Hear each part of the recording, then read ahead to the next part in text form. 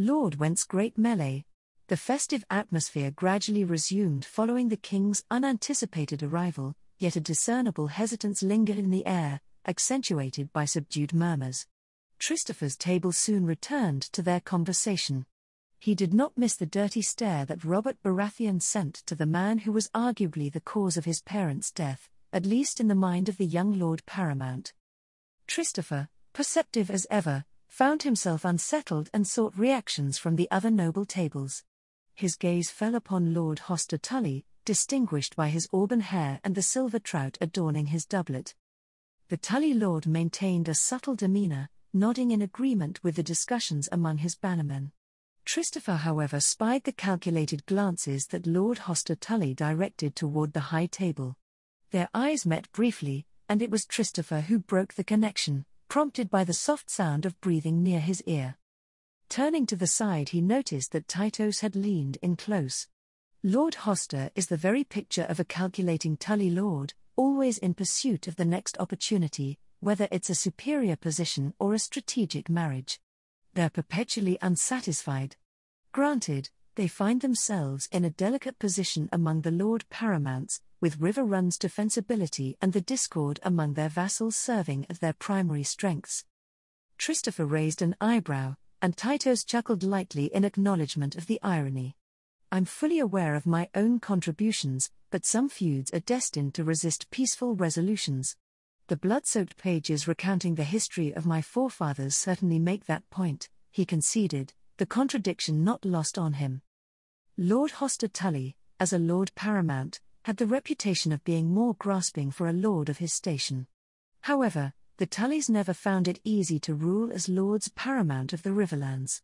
House Tyrell faced similar challenges, but they were so insignificant before their ascendancy that they at least hadn't been rivals to any of their vassals before they were granted Highgarden. House Tully was not so fortunate. While they were a storied house with roots that stretched back a long time, their history was marked by bloody conflicts with neighbors and vassals, which did little to bolster their legitimacy as the ruling house of the Riverlands. I do wonder what his thoughts would be on Old Stones and House Mud's return, Christopher mused out loud. Tytos, taken aback by the directness of the inquiry, raised an eyebrow. I cannot say for certain. The abandoned lands surrounding Old Stones hold little significance for anyone. In theory, they fall under the purview of Lord Tully, being the personal holding of the Tullys, alongside the castle of Fieldstone and the banks of the Blue Fork. However, in practice, the lands are patrolled by Lord Mallister and his vassal, Lord Pemford. Christopher sighed, contemplating the strategic value of Old Stones. It does seem to occupy a somewhat disadvantageous position. Isolated and hilly compared to the rest of the Riverlands, it holds some centrality and defensiveness as its best qualities. Moreover, it serves as the source of the Blue Fork, meandering down the hills on both sides and eventually merging with the other forks into the Bay of Crabs and the Iron Man's Bay, respectively. The lands of Old Stones were abandoned for various reasons. It was not home to much more than bandits and hunters, with no villages to speak of, and maybe a settlement or two around the ruins of Old Stones itself. For Lord Mallister, it would be a costly endeavor with seemingly few returns on any investment. It was defensible, of course, but with nothing to defend, what was the point?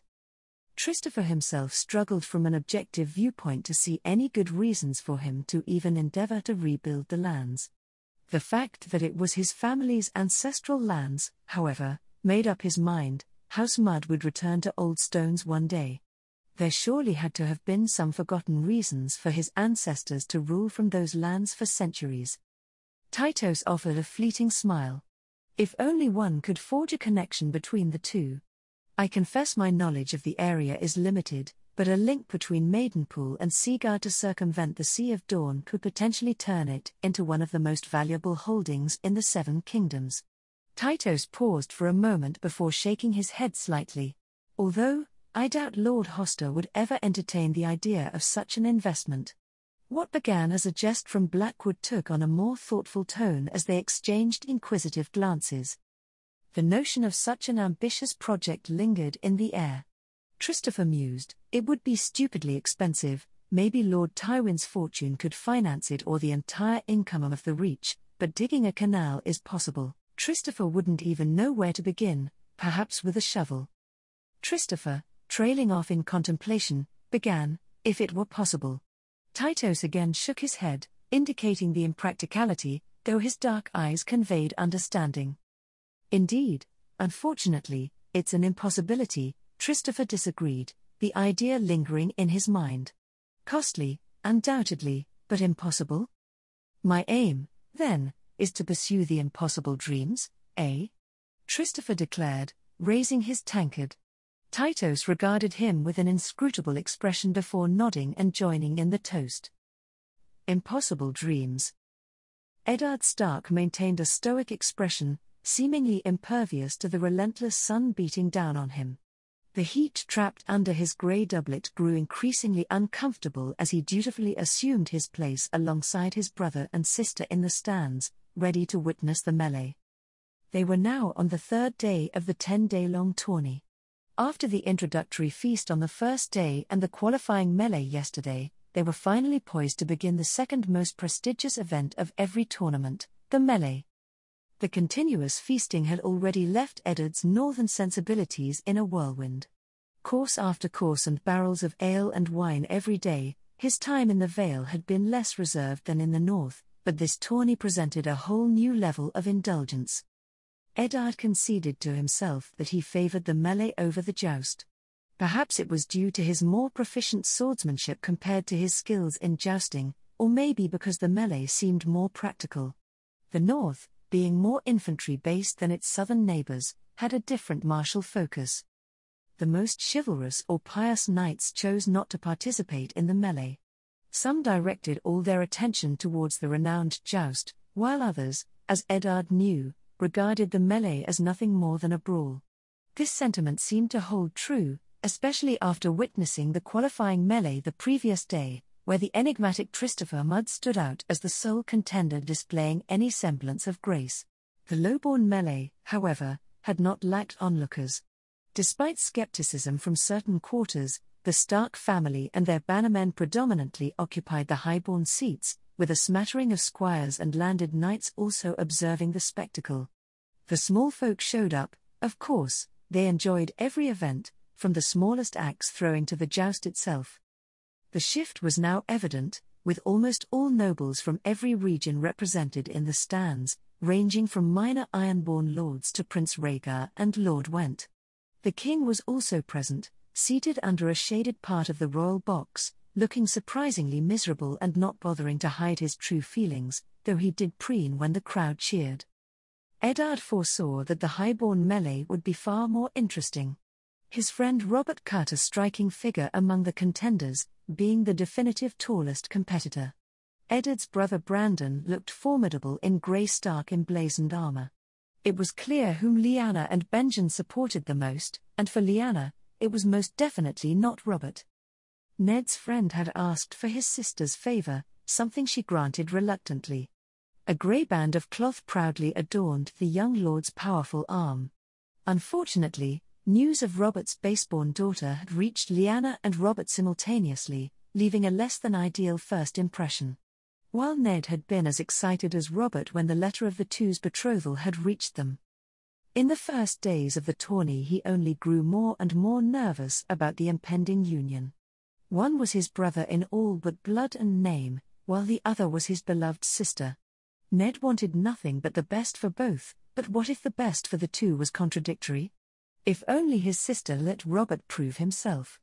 His friend's unwavering loyalty was one of his greatest qualities, certainly not something inconsequential in a marriage. He could, however, see how Robert's promiscuity could definitely turn Lyanna away. Neither her fierce she-wolf side nor her softer side would accept a husband frequenting other women's beds. Ned feared her wolf's blood would make her tear Robert to shreds in such a case. Ned shook his head before moving on to Jon Royce, a lord he had met during his fostering under Lord John. The Royce lord proved very proficient with a sword, almost resembling a northern lord more than a Valeman, though his family's first man heritage likely contributed to that impression. The Royce bronze armor, adorned with runes, had a distinctive appearance. Despite doubts about the runes possessing any actual magical properties, they added to the Lord's imposing presence. Among the contenders were notable figures such as the Blackfish and other northern lords recognized by Ned through their sigils. However, his attention was drawn to the winner of the qualifying melee, Christopher Mudd. While the Maester at the Eyrie may not have devoted much attention to the River Kings of old beyond a dry and brief mention, Eddard still retained memories of tomes recounting the ancient First Man Kings, from his ancestors, the Winter Kings, to the Mudds and Fishers of the Riverlands. The presence of a supposed descendant from this ancient line was not something he had anticipated when envisioning the tourney of Harrenhal. Initially, when Sir Titos and Brandon had introduced him, Ned did not care much. Just another southern lordling, he thought. However, the events of the previous day had dispelled this indifference. There was certainly nothing unremarkable about the young man, especially considering his lack of actual noble blood. No matter how fervently Christopher claimed his heritage until he possessed some land, it did not hold much weight. When the man had practically danced about his opponents, almost resembling a performer in a poorly executed theatrical play, the hopeful smallfolk competitors fell over themselves in futile attempts to match his moves. The spectacle elicited raucous applause and laughter from the smallfolk watching. There was no great challenge for Christopher Mudd, who effortlessly defeated all, from the lowliest farmhand to the most experienced hedge knight, bold enough to challenge him. He had certainly not been forgotten, as when Christopher Mudd raised a hand, he was met with a great roar from the smallfolk. In contrast, the nobles appeared quite confused, perceiving an unknown hedge knight biting off more than he could chew. Ned even observed his brother Brandon leaning over to Christopher, gesturing to the cheering crowd. His brother leaned back with an impressed grin after a small exchange.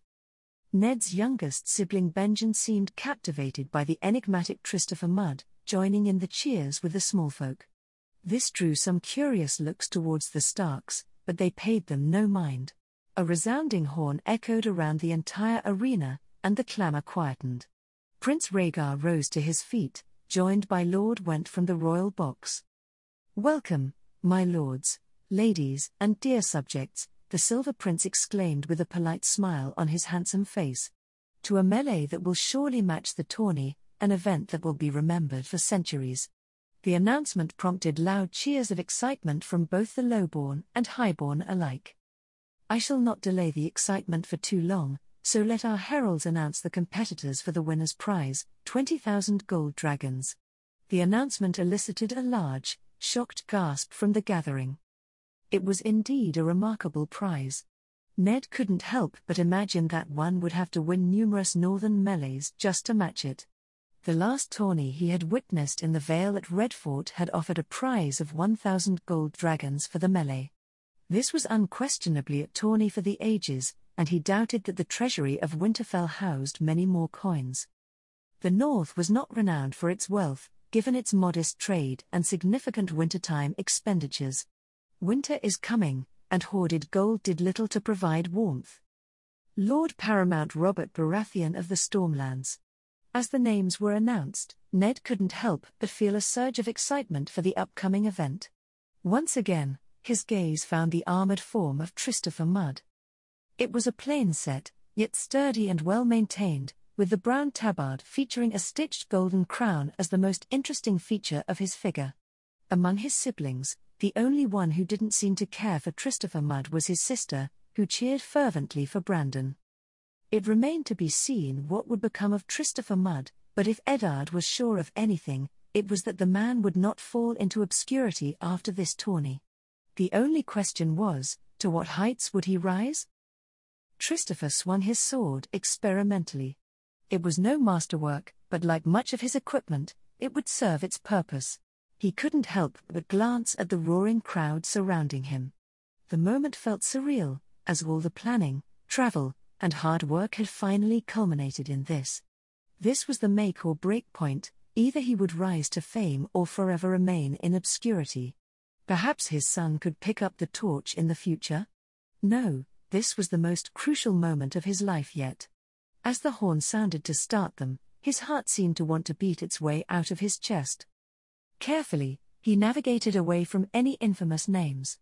Christopher needed to warm up before tackling someone like Brandon Stark or the Blackfish, both formidable fighters with varying experience. Gods forbid, facing Robert Baratheon would be a daunting prospect.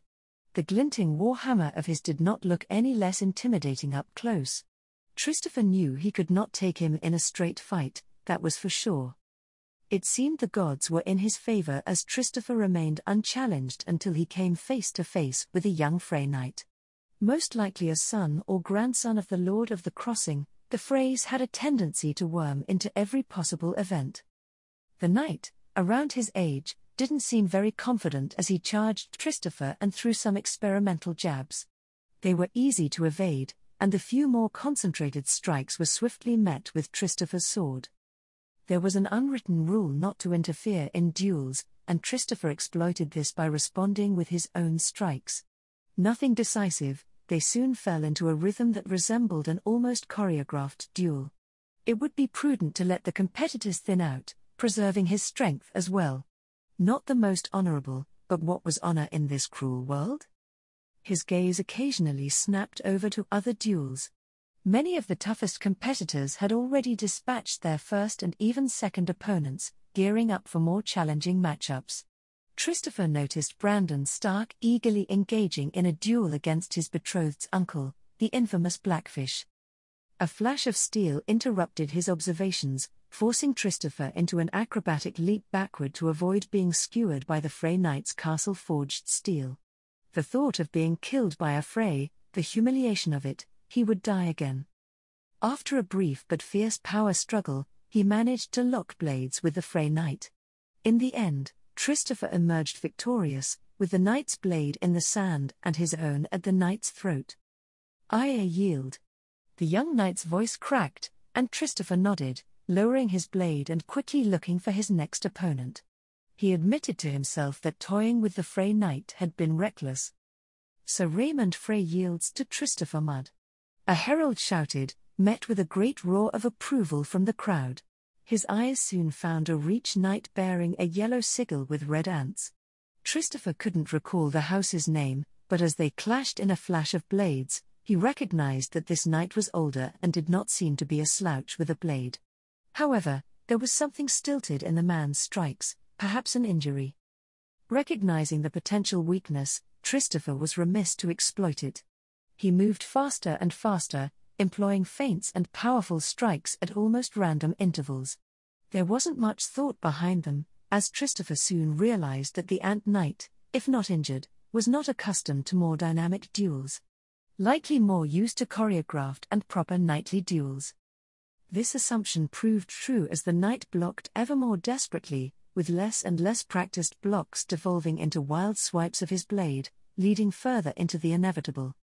Inevitable it was, as Christopher made his way inside the Reachman's guard, with his sword tip positioned vertically in front of the Ant Knight's exposed throat and his opponent's sword hand blocked by Christopher's broad shoulder. "Sir Edmund Ambrose yields to Christopher Mudd." The roar that followed was even more enthusiastic at the herald's announcement. Christopher couldn't hide his unease as he saw Robert Baratheon himself walking directly towards him. Another unwritten rule dictated that once challenged, one had to accept. It would only end with a yield or one being incapable of continuing. "Mudd. Let's see if you can handle a real warrior then," Robert bellowed in greeting. Although they were not friends, Baratheon remembering him while sober surely counted for something. These flowery tawny knights have less fight in them than a straw sack. His mind raced at a fierce speed as he calculated his chances against the giant man. Christopher realized he needed to do something unexpected. Baratheon was a fierce warrior, but he was not the sharpest weapon in the armory, nor the fastest. As Robert closed in, Christopher tensed his muscles in anticipation. When they were only about a wagon's length away, Christopher dropped his blade to the sand. The crowd fell almost silent as most kept their attention on the upcoming duel or lack thereof. Robert's eyes blinked in confusion, widening when Christopher suddenly leapt forward. The Stormlord had no time to react, and Baratheon's reflexes only managed to move his great warhammer out to the side, ready to swipe, something that never happened as Christopher collided with the Stormlord. While not as ridiculously big as Robert, Christopher was still no lightweight, and when they collided, they both ended up on the ground. It quickly devolved into a mess of limbs as Robert finally woke up with a surprised roar. Christopher, nevertheless, was more prepared, and through swift maneuvering, he soon ended up behind the big man, his arms in an unyielding lock around the Stormlord's neck. Robert again seemed completely blindsided before both their eyes landed on the long dagger attached to Robert's waist. Baratheon was the first to reach out toward it, but Christopher tightened his arm with the last of his strength, then used his foot to kick the dagger out of its sheath. The dagger landed to the side, out of arm's reach from both. "Do you yield?" Christopher hissed at Robert. The Lord only answered with a roar, and his last heave to relieve himself of Christopher almost threw him off until Christopher swung his legs around Robert's arms and waist, locking them. "Yield," Christopher shouted. He had Robert completely locked up, and while the Stormlord kept struggling, rolling about, he eventually seemed to recognize the futility. "Ha ha ha, I fucking yield, you bastard." Robert eventually answered with a great belch of laughter, though there was a bitter undertone. Christopher nodded and immediately released the man. As they got to their feet, he immediately received a great muscular fist right into his cheek. He fell back into the sand, and while there was some outrage from small parts of the audience, it seemed like no one was trying to stop them. His eyes swirled around his head as he simply lay in the sand. An attack after a yield was a big no-no, but considering how Christopher defeated Robert, he couldn't really claim the moral high ground. Christopher was probably the most shocked when Robert reached down with a hand that he hesitantly allowed to help him up. "Teaches you to trick me, the next time we fight, no shite," Robert said to him bluntly, but there was a hint of respect in the man's blue eyes, even if they carried a painful promise as well. "You have my word," Christopher said resolutely. Robert kept his gaze before shrugging. "We shall see what your word is worth. Go win this then. I will not lose to the second place," Robert eventually said with some humor as he picked up his warhammer and dagger. Christopher then surveyed the field. Except for Baratheon's retreating form, the only opponent left was the bronze-covered Jon Royce. Lord Brandon Stark yields to Lord Jon Royce, and Lord Robert Baratheon yields to Christopher Mudd, the herald announced. The crowd was hesitant before beginning to increase in volume yet again. The excitement and anticipation for the final fight were almost tangible in the arena. Christopher then noticed his blade trapped under Royce's armored foot. They shared a silent exchange before Royce eventually kicked the blade over to Christopher. It was obvious that the Valeman was wholly uninterested in any shenanigans from Christopher. "May you prove to be a good fight," Royce called out. Christopher knelt down, picking up the blade. Again, he checked its weight before moving into a ready stance. This would undoubtedly be the most challenging duel of the entire tournament, only a display of skills and endurance. "And luck to you as well, my lord," Christopher returned. He decided to take the initiative by charging forward, this time with the blade in hand. Royce easily matched his strikes, and the duel soon started in actuality. The two were surprisingly evenly matched. Christopher possessed an impressive natural affinity for the blade, combined with diligent practice from both his time as a hog man-at-arms and beyond. His youthful energy was also a great asset. Jon Royce, on the other hand, had experience in heaps. In addition to having trained for longer, and being a lot more mature than Christopher, Royce was also a veteran of the War of the Ninepenny Kings. War and a duel were admittedly not the same, but as Christopher felt almost overwhelmed by a series of strikes from the older man, only stopped by a somewhat lucky block that halted the assault long enough for him to gather himself, he concluded that Royce's war experience had undoubtedly played a significant role. They continued for several more minutes with no clear winner, just a seemingly unending series of strikes, stabs, and blocks. The enduring duel seemed to excite even the loftiest of lords as they all looked on enraptured. The small folk cheered wildly at every strike. It was like a duel out of a story, sword on sword, two armored men simply trying to defeat the other in a match of arms. Christopher could feel his arms burning with every strike, and while he carefully regulated his breath, He knew he couldn't do this for much longer. Something that reassured him was that Jon seemed similarly afflicted, maybe even more so in some ways. Royce moved his body a little less, his footwork worsening, and let the blade do more of the defensive work. Christopher began to try to figure out how to end this duel, but before he could prepare for long, Royce suddenly rushed into yet another fierce series of strikes. Christopher's moves were soon only determined by reflexes and shots of adrenaline. The seemingly never-ending swings made Christopher take step after step backward, simply trying to survive now. Eventually, he saw the exhaustion register in Royce's fierce expression. The strikes became weaker, and Christopher soon came back onto the offensive yet again. While Christopher had managed to close any gaps in his guard with his mobility, Royce had an uncanny ability to always have his sword in the right place at the right time. The older man's body eventually failed him, however, and while Lord Jon managed to once again block his blade, his foot remained still for a moment too long as Christopher kicked into Royce's exposed leg. The knee buckled at the impact, and while Christopher hissed and was sure his foot would be decorated with quite the bruise tomorrow, he was successful in making the Lord fall to a knee. In a move that shocked everyone, the Royce Lord managed to roll backward to the side and would have recovered if Christopher had not been faster, finally landing a clean hit on the man's sword, and sending it flying to a side of the arena. Christopher was completely exhausted as he shakily leveled the tip of his blade at Jon Royce's wrinkling throat. Yield? He managed to breathe out. The Lord bowed his head in graceful defeat. I have no shame yielding to you. I have seen few non-Kingsguard with such skill, I will admit. I thank you for your kind words, but this victory was no certainty in my mind, I assure you. Christopher returns respectfully. I am sure the victor of any rematch could easily be you. Your handling of the blade is the best I have ever seen. Lord Jon smiled tiredly. 3 decades of practice will yield results, the Vale Lord said simply before rising and walking to one of the exits. This time, the roar of the crowd was absolutely deafening as Christopher turned his attention away from his last adversary. Robert Baratheon may be a better warrior, but Trisitfa's duel with Bronze Jon was most certainly the hardest in his life yet. And the winner of the melee of Harrenhal in the year 281 after conquest is Christopher Mudd. The herald announced, somehow managing to pierce the roar of the onlookers. Christopher's tired eyes first landed on Prince Rhaegar's polite smile, seemingly unfazed by the excitement surrounding him, playing the perfect otherworldly Valyrian prince. His gaze then swept over the smiling and cheering faces of the small folk before landing on Adam and Robin, his family, his most loyal and trusted friends.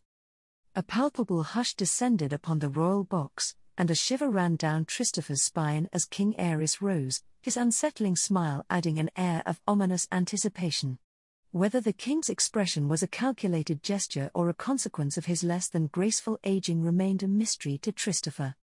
The arena, too, succumbed to an abrupt silence as the monarch, with a noticeable hobble, made his way toward the edge of the royal box. A most impressive victory, the king began with a cruel smile playing on his lips, his gaze shifting toward the Baratheon and Royce delegations present at the tourney. How far some have fallen, he remarked, his attention lingering on the now indignant faces of Robert's brother and extended family. The bronze-colored Royces remained completely stony in their expressions, hiding any reaction to the king's veiled mockery. Turning back to Christopher with an uneven smile still firmly etched on his face, Aerys inquired, "And others have risen, you are no knight, correct?" Christopher bowed his head in silent acknowledgement, not daring to utter a word in the presence of the Mad King.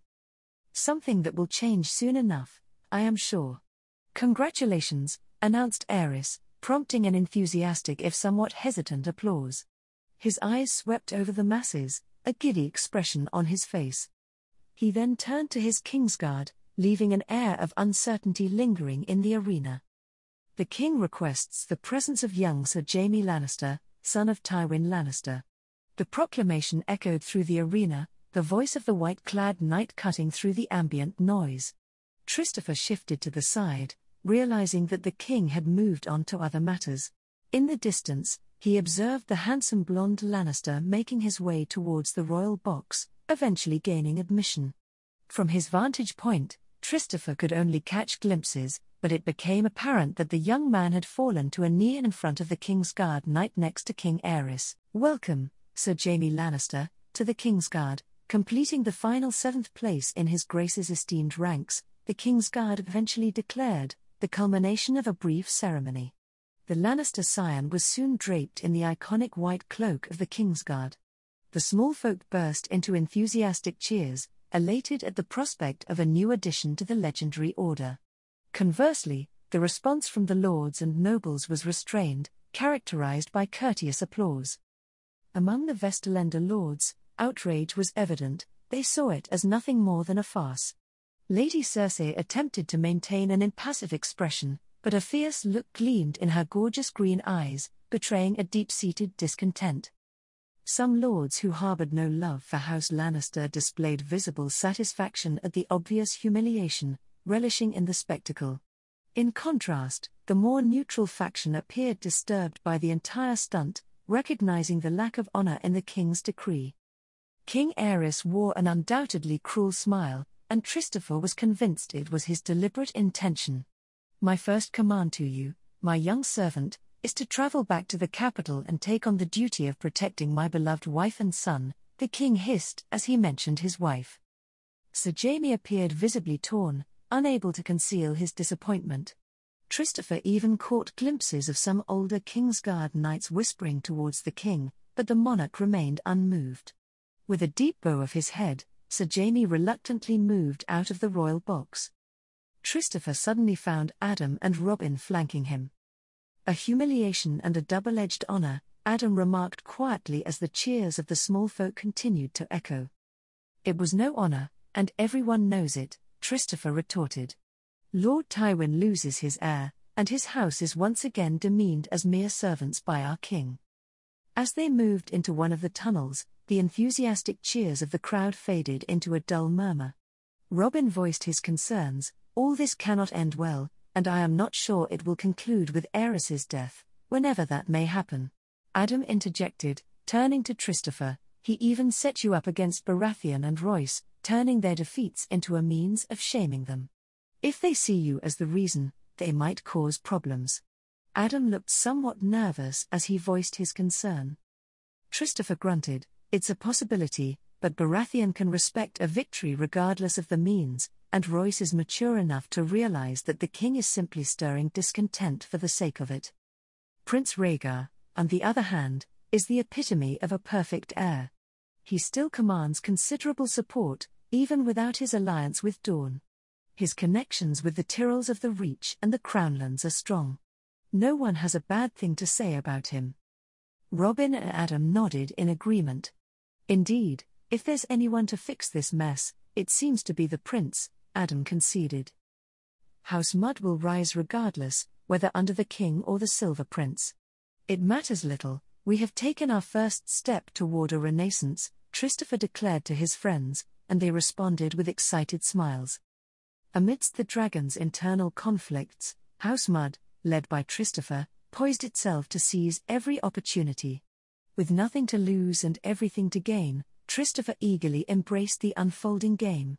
"Let it begin, Knights of the Seven Kingdoms. Congratulations on your victory," another noble said as he passed by Robin's cousin. Christopher had been greeted by numerous lords and nobles with empty congratulations, while others displayed a more superior disposition, delving into questions about Christopher's heritage and surname. Robin finally for once recognized the lord. The green and yellow colors of House Hayford were familiar in Sow's Horn. Although the elderly Lord Perkin had never visited the Hog Lands in Robin's lifetime, he had heard his father mention meeting the lord when he was much younger. His father had not painted a nice picture of the man, rumored to be brutal to every criminal, no matter how petty. Murder or pickpocket, Lord Hayford cared not, exercising his lord's rights of pit and gallows without hindrance. The magnanimous smile on the man's lips now, however, was almost convincing, if not for the cold eyes that shifted from Christopher down to Robin and Adam, who flanked Robin's cousin on each side in the stands. The lord's eyes glinted in recognition when they passed Adam, but he did not react otherwise. "I heard you hail from my lands. Or my vassal Sir Roger's, at least. Lord Perkin mentioned. Adam twitched at the mention of his father. Robin knew his friend had barely interacted with Sir Roger, so often at Hayford instead of his own seat. But to at least acknowledge his bastard was more than many nobles did to their lowborn children. And Adam could recognize that as well. Christopher portrayed the humble champion, smiling in turn. Indeed, maybe the gods blessed the water in your lands? Lord Perkin chuckled, unable to conceal a proud smile. That, only the gods know, but I am pleased to see you representing the Crownlands so well. Couldn't have a Vale Lord be the winner, and a Royce at that. The Lord expressed it with a hint of scandal as if the very notion was outlandish. As far as Robin knew, Christopher had barely mentioned being born in the Crownlands, never mind hailing from Sow's Horn. How Lord Hayford had obtained that information, and how Christopher represented his lands, Robin knew not. The antagonism toward the Vale was not unexpected considering the arrogance of the Crown Lords who thought the fact that they could smell King's Landing's stench from their chambers made them more important than lords in different kingdoms. Of course not, was Christopher's final reply as Lord Hayford shuffled past toward his seat.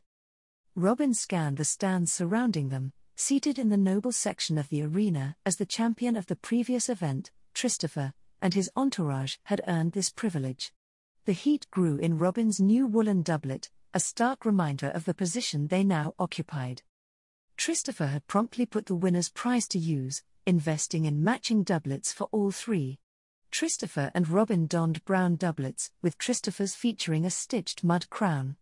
In contrast, Adam wore a red and blue one, representing his Waters surname and hog heritage. Robin suggested stitching a drowning hog's head as Adam's sigil.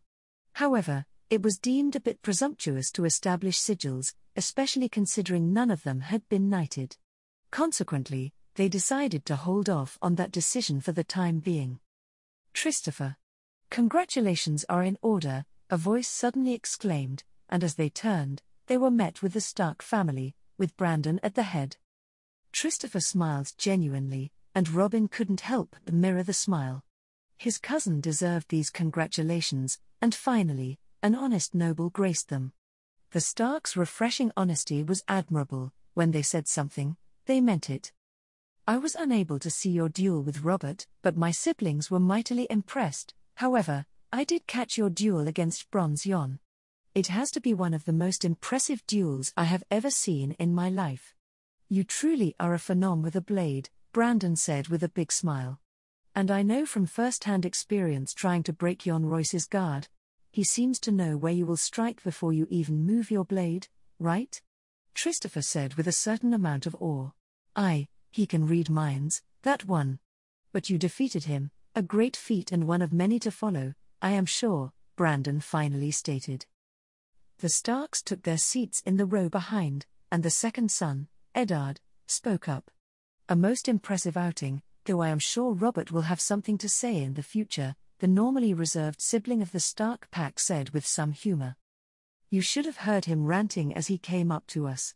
Lyanna, their sister, suddenly exclaimed with a degree of glee. And how he fell silent when he spotted you and Lord Royce duel, indescribable. Benjen nodded excitedly, while Brandon smiled widely. Eddard, meanwhile, soon defended his friend. He has always had a great temperament, but it is never long-lasting, Eddard stated simply, and Christopher nodded. Before he could reply, Lyanna piped up again.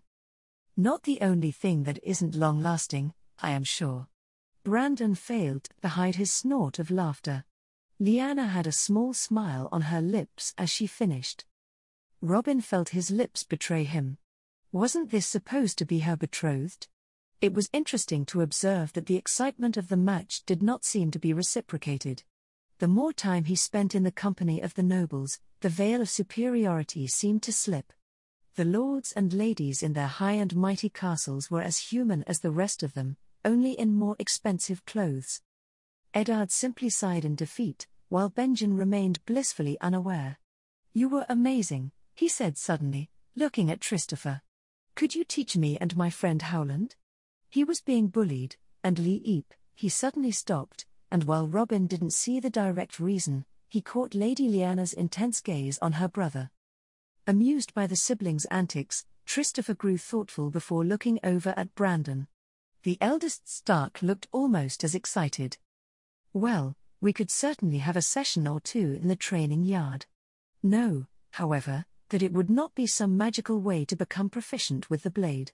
I have trained diligently since I was but a child younger than you, and I would expect you to dedicate yourself to this as well if you expect real results." Even Lyanna and Eddard seemed intrigued. Well, Lyanna was not so unexpected considering what Robin had seen until now. She was no helpless maiden, that was for sure. Benjen meanwhile nodded with an adorably solemn expression. "I think we all would be interested," Brandon eventually stated eloquently before breaking out in an easy grin. "I am also quite aware that we never faced each other in the melee, Christopher." Before Christopher could reply, Eddard suddenly poked his brother in the side in a small panic. Brandon looked quite confused as he looked down at his younger brother before suddenly jumping to his feet.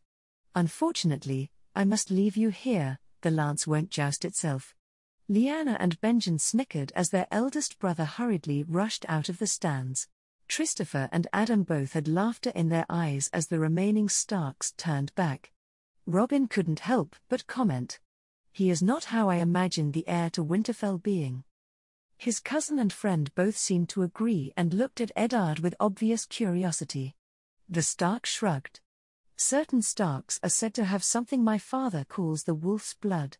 He mentioned this about both Brandon and Lyanna. I am sure even in this brief time, you have noticed they don't always think through what they say and do?"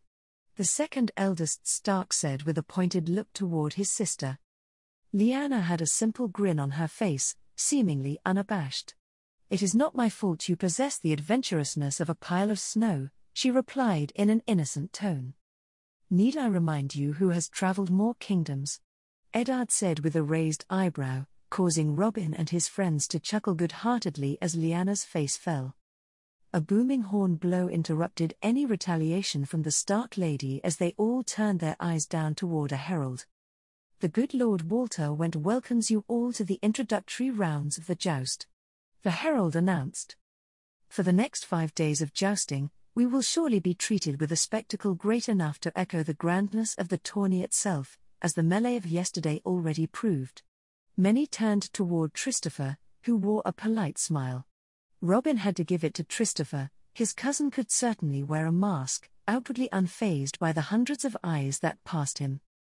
The current Queen of Love and Beauty, defended by her champions in the form of her uncle Sir Oswell Went of the King's Guard and Lord Walter's 4 gallant sons, is the delightful Lady Sarah Went.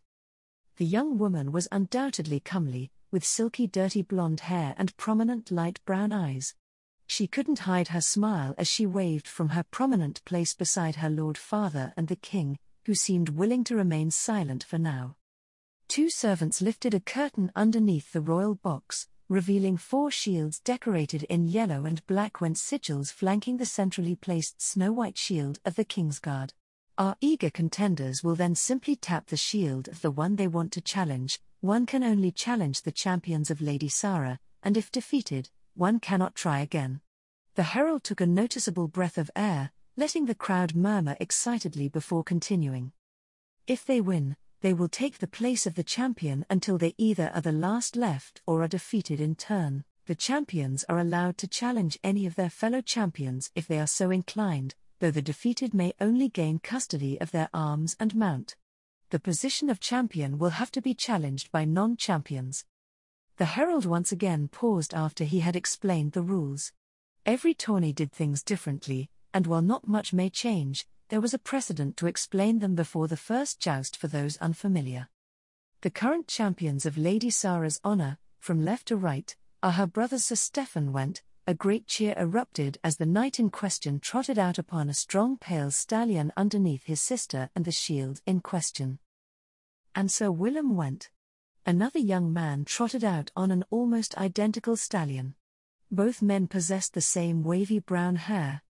Her uncle Sir Oswell Went. This time, the cheer was even louder. Kingsguard were greatly respected, but almost every knight of King Aerys Kingsguard was renowned in their own way. Though one couldn't say Sir Oswell went held nearly as much renown as his brothers Sir Arthur, Sir Barristan, or even Lord Commander Gerald Hightower. And remaining brothers, Sir Walton went and young Simond went. The two youngest sons of Lord Walter looked quite nervous as they trotted out.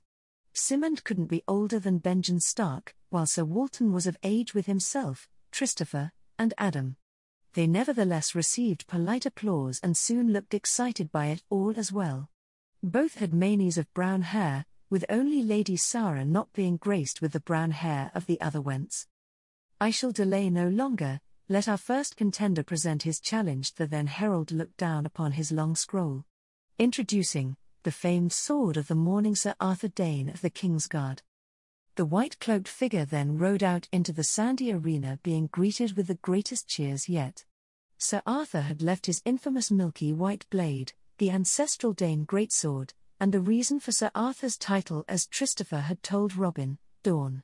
Sir Arthur still looked resplendent in his immaculate Kingsguard armour, however, and the Dornish sand steed beneath the man looked equally as impressive. The Dornish Kingsguard knight tipped his head and lance at a violet-eyed beauty sitting in the stands. Robin extrapolated that she was the knight's almost equally famed sister, Lady Ashara Dane, one of Princess Elia's dearest handmaidens.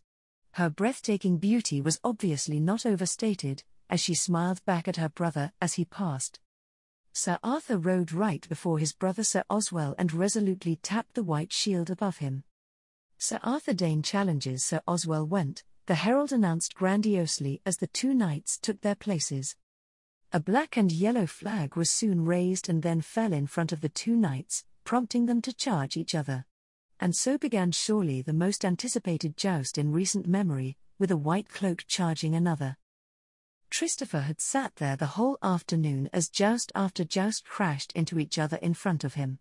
Sir Arthur Dane won against his Kingsguard brother and remained undefeated since, besting the few foolish knights who had too little common sense to stop themselves. All of Lady Sarah's brothers were eventually defeated, some more swiftly than others. Notably, Brandon Stark later challenged Lord Walter's eldest, Sir Stephen Went, triumphing over him in just 2 tilts. Brandon's remarkable horsemanship allowed him to maintain his position against numerous challengers who initially believed the Northman would be the easiest contender. However, they were promptly disabused of that assumption. Though Stark and Sir Arthur Dane were the most prominent champions left at the end of the first day of jousting, with a knight of House Blunt, a Frey knight, and finally, a knight bearing the colours of House Hay rounding out the rest of the champions' spots. Christopher suspected that the 3 knights only had those places because the better knights hadn't gotten the chance to joust yet. Even to his inexperienced eyes, they did not seem to be good enough to retain their spots for long. Seated once more in the bustling hall of 100 hearths for the 4th occasion, Christopher opted to share the lower tables with Adam and Robin. The noble tables presented a bothersome dining experience, with certain lords attempting to assert their supposed superiority, either by overlooking his family lineage or questioning him as if suspecting fraud. Unfazed, Christopher consistently found himself more knowledgeable than his counterparts. While the finer details of his ancestors remained somewhat elusive, he had diligently combed through every tome mentioning the Riverlands or the Andal invasion. In contrast, the servants and minor knights surrounding them proved much less aggravating. While they did recognize him, their conversations primarily revolved around his encounters with Robert Baratheon and Jon Royce. Discussing those duels posed no trouble for him, he couldn't escape a feeling of pride when reflecting on them. He already knew he was skilled, but those encounters provided the first real tests for him. Oddly, he hadn't felt nervous, the outcome was binary, either in his favor or not, and so there seemed no reason for worry. Still, he couldn't help but feel glad that it all concluded so well. The thought of returning to Sauer's Horn defeated, with nothing to show for his efforts, not only haunted him but also filled him with dread. He couldn't bear to contemplate how his grandfather would react. Christopher acknowledged that he struggled to recall any instances where he had disappointed his dear grandsire, and preserving that honor meant a great deal to him. "Brother," Adam suddenly said, shaking Christopher out of his thoughts. Time for the mysterious Christopher Mudd to make his appearance. I do believe I see at least 3 lords sniffing around after you. Christopher took a moment to register what Adam had said before nodding with a smirk. Then Christopher muttered, "They shall receive." "Good luck, cousin," Robin said from his other side, and Christopher slapped him on his shoulder in return. "I will most certainly need it, thanks." And then he was off through the crowds of retainers. Soon, however, he was walking past the landed knights and minor vassals, and before long, he found himself in the lion's den. The atmosphere got less raucous, that was for sure, with more small groups of people conversing about one thing or another. "Ah, Sir Christopher!" an excited voice exclaimed suddenly. He turned towards the portly, green-clad man and offered a warm, amiable smile. The man was undoubtedly a Tyrell, evident from the golden rose adorning his doublet.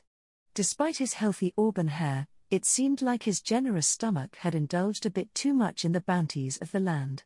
Flanking the Tyrell was a stern-looking man donned in a darker green doublet, featuring a red archer on his flat stomach, a clear indication of a martial disposition. Both men were a few name days older than him, though not by many. "I am no knight, my lord, but I am at your service," he replied with a courteous bow. The martial man nodded in a stern acknowledgement. A distinction one should most certainly maintain. The title of Sir is not granted frivolously but earned through the honor of knighthood. The man turned to Tyrell during this discourse, and after a moment of blinking, he nodded respectfully to Christopher. "Lord Randall Tarley of Hornhill," he gruffly introduced himself. "And I am Lord Paramount Mace Tyrell," Christopher had already surmised. Although there were many male Tyrell cousins, he couldn't picture any of them in such ostentatious attire. Seated at an expansive table surrounded by reach lords, he observed the flaming towers of House Hightower, the fox emblems of House Florent, and the grape sigils representing House Redwine. Various glances were cast his way, distaste more discreet in some gazes than others. The figure he presumed to be Lord Florent regarded him with evident indignation. Nevertheless, most returned to their discussions, even if their attention did not necessarily follow suit. "An honor, can I expect any of you in the lists?" Christopher inquired politely after a brief moment. Lord Mace chuckled heartily. "Oh, I believe you'd be hard-pressed to catch a glimpse of me wielding a lance, let alone participating in a joust. However, my vassal here is known to showcase his prowess from time to time." Christopher turned to Lord Randall, who gave a confirming nod. "I would like to test my lance against Lord Brandon, his horsemanship is truly admirable." "Ho ho ho, high praise indeed, Lord Randall. I've been impressed by the Stark myself. Still, having witnessed Prince Rhaegar at Storm's End during the late Lord Stephen's tourney, I won't be changing my bet," Lord Mace remarked. While initially casual, the Lord Paramount's brown eyes soon gained a curious glint. "Say, Christopher, I must confess that I cannot recall the house mud from my lessons." The Tyrell lord maintained a friendly smile, while Lord Tarley furrowed his bushy eyebrows, whether in response to Tyrell's somewhat abrupt change of topic or due to unfamiliarity with Christopher's family was unclear. "Well, I am not surprised, in all honesty," Christopher reassured the lord.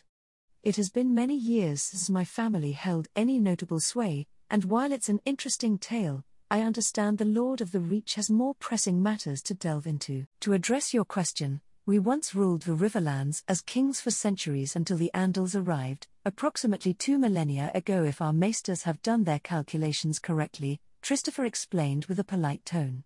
Though the probing questions were irritating, he could spot them from a league away and had grown accustomed to such inquiries.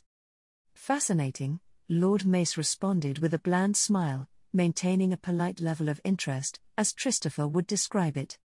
"We all have a heritage, no matter how brief, ancient, or recent. I am confident you will contribute significantly to your legacy, at the very least as the melee champion of the tourney of Harrenhal," Lord Randall stated bluntly, casting a pointed look at Lord Mace. Christopher nodded almost imperceptibly in the man's direction, and it seemed that Lord Mace grasped the implications. One should not start to throw stones in a glass house, so to speak. After all, House Tyrell's most notable achievement before Aegon the Dragon had been a brief regency for a gardener king and a lengthy stint as stewards, and little else. A subtle red blush adorned Lord Mace's face, and it was clear that wine was not the sole culprit. Lord Randall reciprocated with a small nod. It seemed they had come to an understanding. "Once again, an honor to meet my lords, but I believe I saw Sir Titos around. I do so enjoy his japes," Christopher announced politely. Sir Titos may not be a jester, but he proved more agreeable than the haughty Lord Mace and considerably more helpful. "We shall hold you no longer," Lord Randall interjected before Lord Mace could respond, a courtesy for which Christopher was genuinely grateful. It appeared that the rumors regarding the Tyrell lord's reliance on his mother's guidance were not entirely unfounded. With a final bow, Christopher took his leave, continuing his stroll. Some nobles offered greetings, but thankfully, none attempted to engage in conversation. The smells of rich meat and wine wafted into his nose as he got closer and closer to the high table.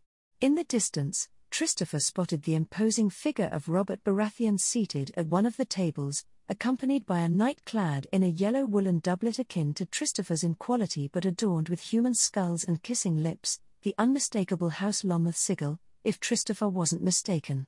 Recalling that Prince Rhaegar had once had both a Mouton squire and a Lonmouth squire, this must be the latter. Numerous empty tankards cluttered the space between them, and new ones were brought in as Christopher passed. It appeared that Robert hadn't allowed his recent defeat to diminish his enjoyment. In navigating the crowded area, Christopher had to squeeze past a man dressed entirely in black as they brushed against each other. The man abruptly halted, recognition lighting up his eyes. "The winner of the melee, correct?" The black-clad man continued when Christopher nodded hesitantly. "Recognized that nice emerald-studded crown of yours. Fine clothes for a lowborn," the man commented without hesitation, pointing at his doublet. "You see, I am a recruiter from the Night's Watch. How would you like to dedicate your life to something? To follow a long and proud line of watchers on the wall?" Christopher looked at him quizzically with some hidden irritation. "I appreciate the offer, but I must decline. The wall doesn't call me, and I would not dare to taint the Watch's dutiful ranks with doubts." He was aware that it wasn't the most diplomatic response. His ancestors had not been deposed for long the last time the Watch had been seen as anything close to prestigious in the South. He knew the North had a different perspective, but that was one thing they wouldn't agree on. Effectively a penal colony in all but name, the proposition as an alternative to execution compelled Christopher to perceive it as an indisputable reality. However, during discussions with the Starks, Brandon and Eddard vehemently disagreed.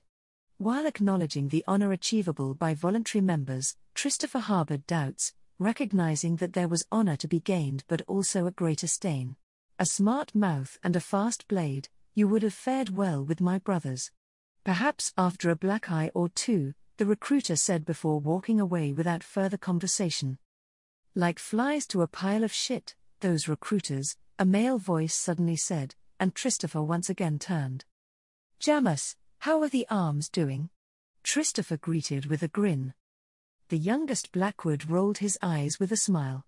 "They pulled through, though not without a bruise or two, which I have been reminded of constantly since our little bout," he said as he slung one of them around Christopher's shoulders and walked him further along between the tables.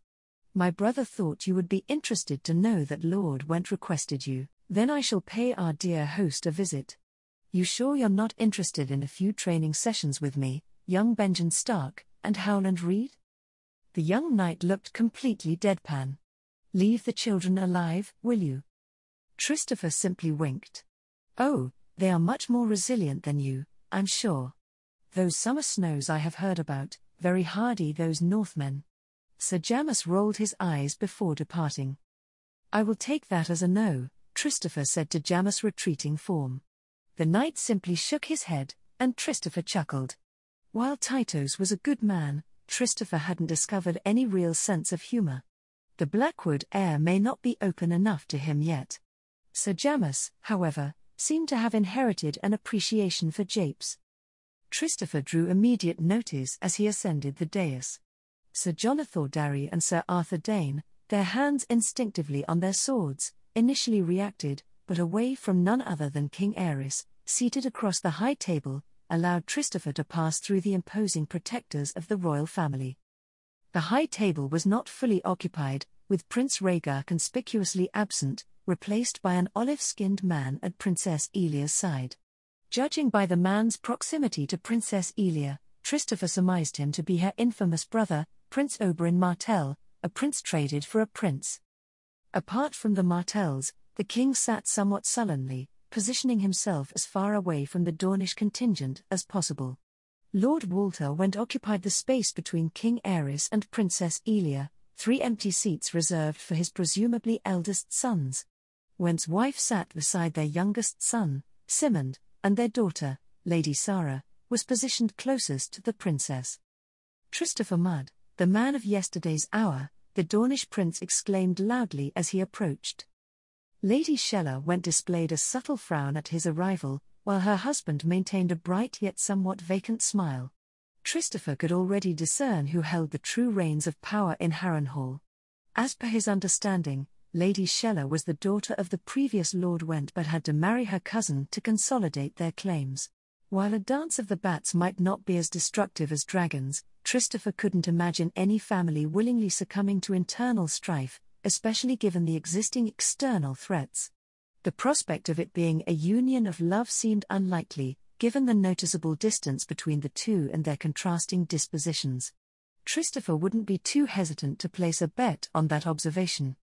The youngest son seemed almost starstruck, echoing the awe Christopher had noticed in Benjen earlier.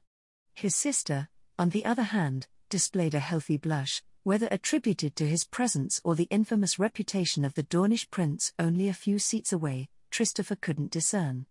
Nonetheless, he was pleased to witness her eyes dip in embarrassment as his gaze met hers. Appreciation was one thing, and Christopher contemplated how he could forge connections in this situation. Princess Elia, on the other hand, extended a kind but visibly tired smile. Prince Oberyn, Christopher greeted in return. "You know, I was a guest at the Citadel for a time, and during my stay, I recall some maesters debating the existence of the Mud Kings. Your appearance here would likely make a number of them very happy, and others not so," Prince Oberyn remarked with an inquisitive tone. "Assuming, of course, your claims of heritage are true. Words are so easy to say, even if your only claims are on a pile of rocks in a corner of the Riverlands." The Dornish prince finished with a smirk. "Brother, no need for this inquisition. Young Christopher has proven himself with his performance in the melee. And it is not your place to question his heritage," Princess Elia interjected sternly, earning a genuinely grateful smile from Christopher. Prince Oberyn seemed pacified and promptly rose to his feet when his sister coughed suddenly. I believe I will retire for the night, my lords, ladies," the princess said before being led away by her brother. Christopher noticed King Aerys leaning as far away as possible when they passed, his expression marked by disgust.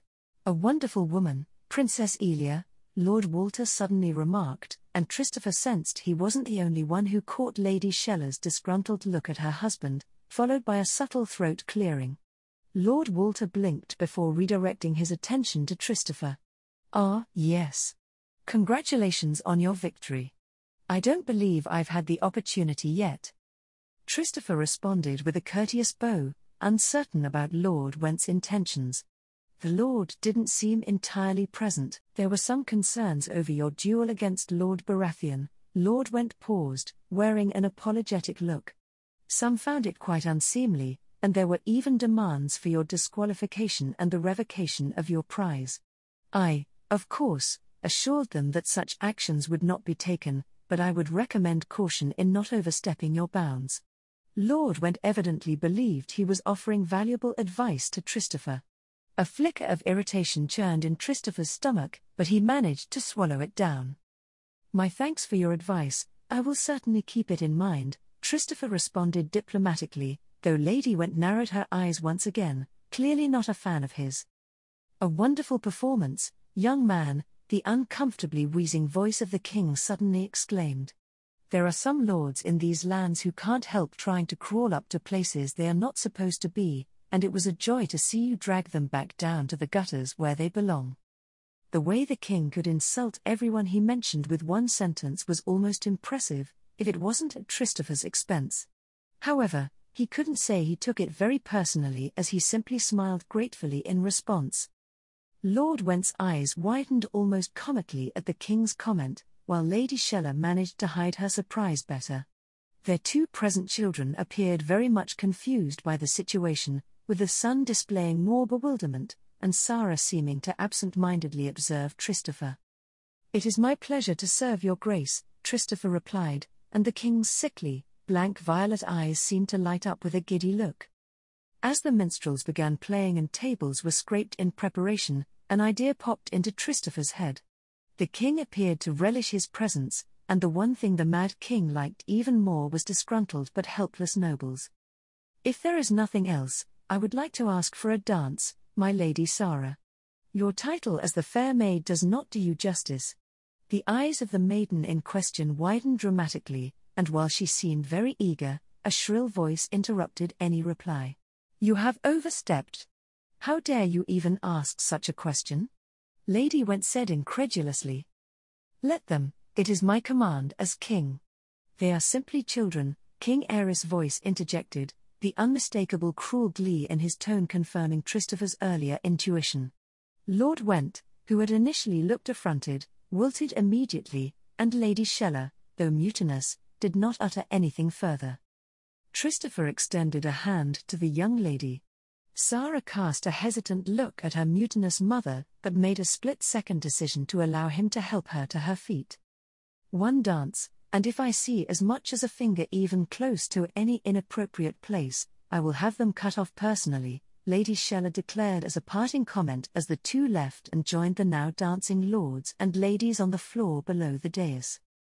Sarah gasped in surprise when he put his hand on her waist, but apart from an excited glint in her eyes, she soon assumed her position, and they began their dance. "I hope I haven't caused any trouble between you and your mother?" he asked with a concerned tone. Her face softened, and she shook her head as firmly as she could in their calm dance. "I don't know what came over her, and I apologize for it. You are wonderful." She stopped herself with a small squeak. "I mean, you have been perfectly respectful," she finished with burning cheeks. They kept their eyes locked on each other, and Christopher imagined his own thoughts were a tad more coherent, given her expression. Christopher simply smiled kindly but was inwardly quite amused. He remembered Lady Lyra from Sow's Horn and thought of the coincidences. Sarah Went was more unsubtle, probably a little inebriated. However, like Lady Lyra, he would not let it lead anywhere. He was admittedly reaching way above his station, and he liked all his appendages attached, arms, legs, and others. That didn't mean he couldn't make a lasting impression on the girl, at least.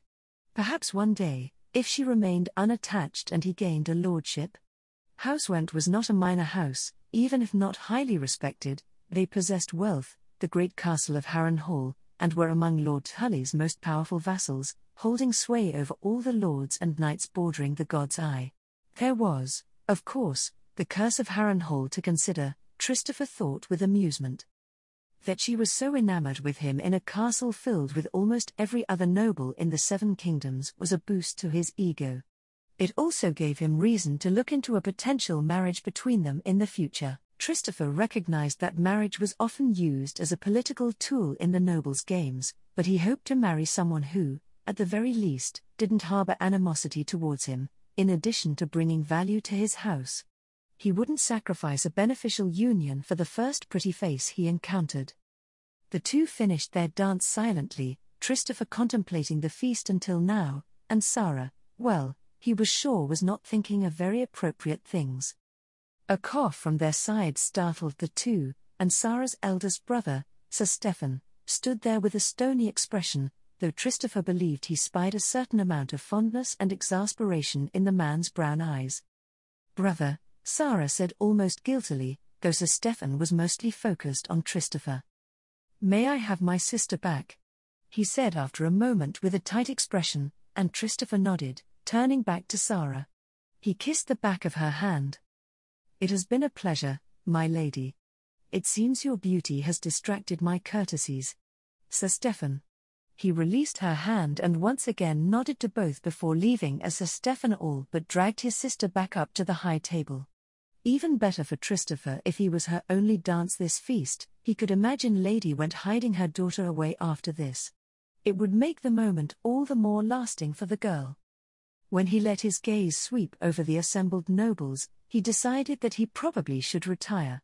He had had his fun and was beginning to tire of the lords and their never-ending games. As he walked to the great open doors, he continued looking around. He saw Eddard Stark trailing after his brother Brandon as the two approached the tall and unmistakable beauty that was Ashara Dane. It seemed like the elder brother's courage was a tad larger when it came to women. He was a little surprised when he finally spotted Prince Rhaegar with a harp in hand, performing a hauntingly beautiful song that made many ladies weep. What was curious was that Lyanna Stark was one of that number. Curious. He eventually made it out of the suffocatingly warm hall and was soon greeted with a refreshing night breeze. As soon as he reached his tent, he offered a tired greeting to his guards, Adam's recruits. Before slipping into his cot, he was soon fast asleep, the excitement of the day finally catching up to him. Christopher was truly gifted with a blade, and while that didn't necessarily mean an ability to teach, it seemed like Adam's friend possessed skills in both. He and Christopher had decided to skip the earliest tilts of the day, as watching night after night try and fail to challenge Brandon or Sir Arthur soon grew stale. Prince Rhaegar would be in the lists in the afternoon, so they opted to wait for that. To fill the time, Christopher had kept his word to young Benjen and invited the Stark and his friend to the training yard. Lord Howland Reed was of an age between Benjen and Christopher, around Lady Lyanna's age if Adam wasn't mistaken. But it was obvious that he wasn't very well versed in martial matters. The younger Benjen was a lot more familiar with the blade even if he didn't quite have the strength yet to wield it gracefully. Adam was leaning on the wooden fence that surrounded the small training yard. With a castle as large as Harrenhal, finding a more out-of-the-way training yard wasn't too difficult. Christopher had his students running laps around the arena since if there was one thing they both lacked, it was stamina. "Go wash off," Christopher eventually shouted to the boys, who rushed over to a couple of water-filled buckets that Christopher and Adam had prepared. Christopher then walked over to Adam with a grin on his face.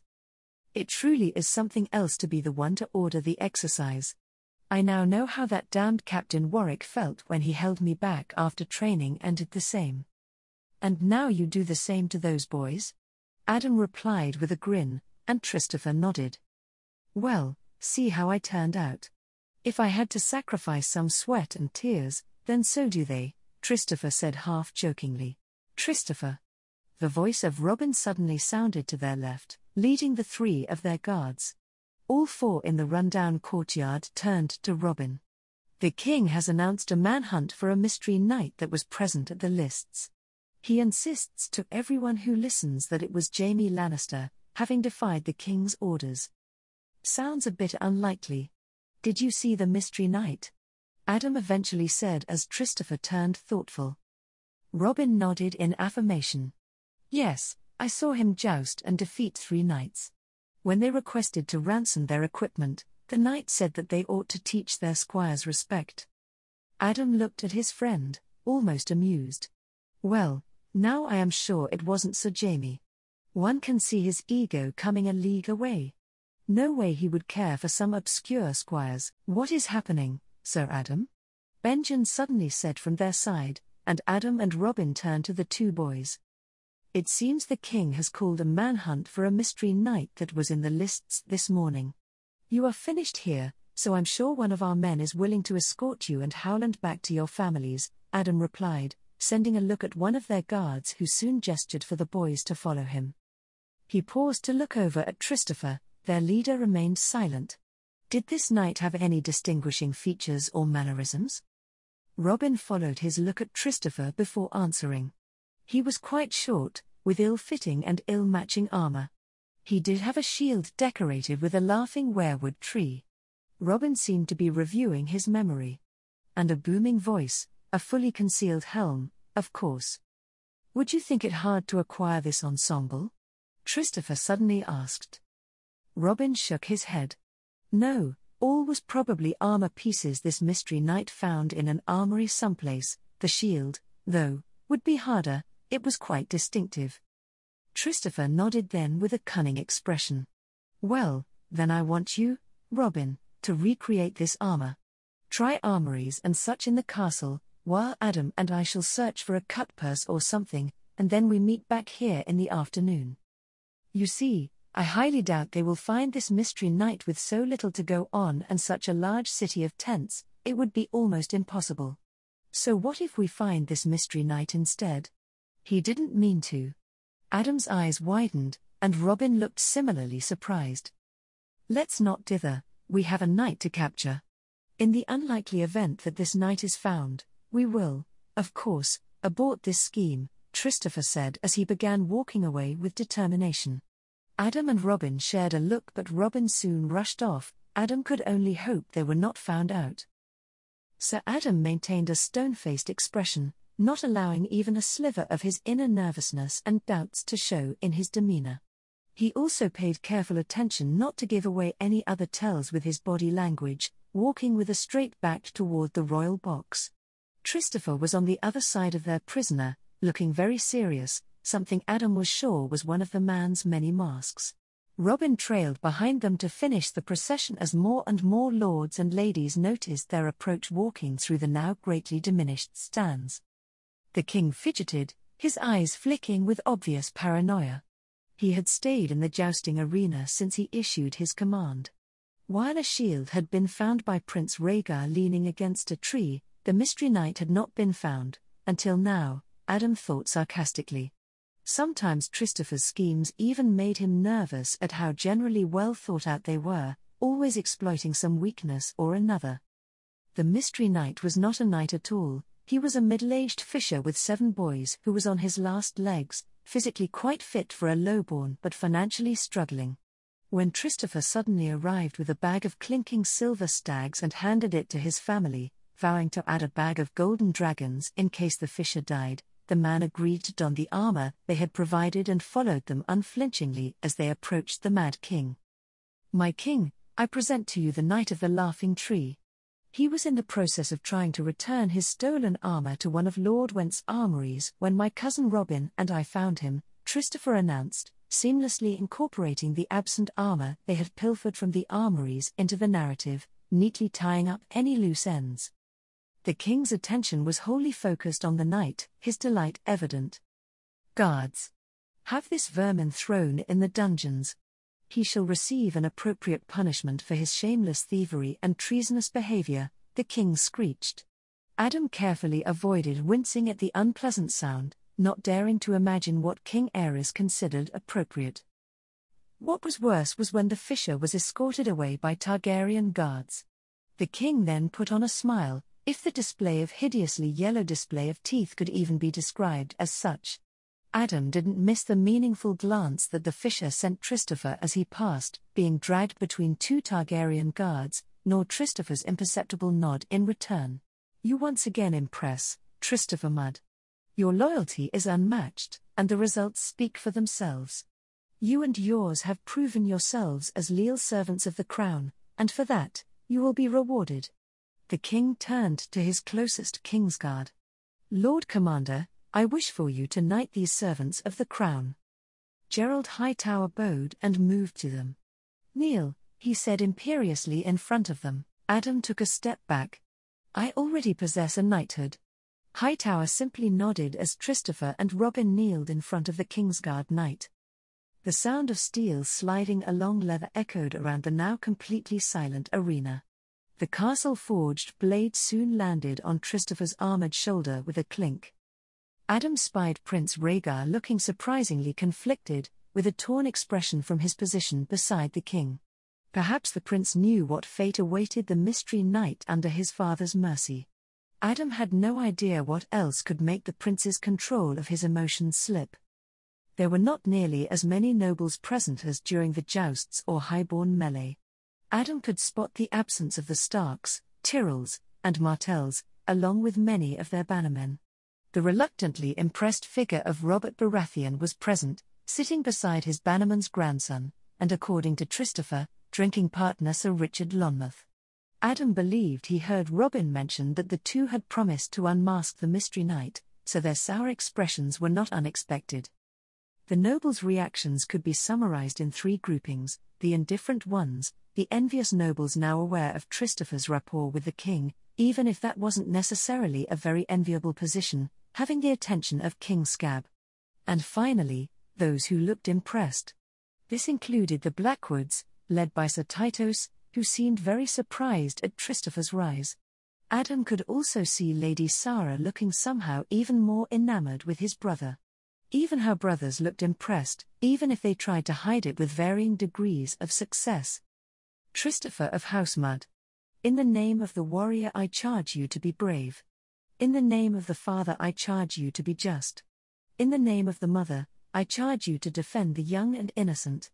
In the name of the maid I charge you to protect all women.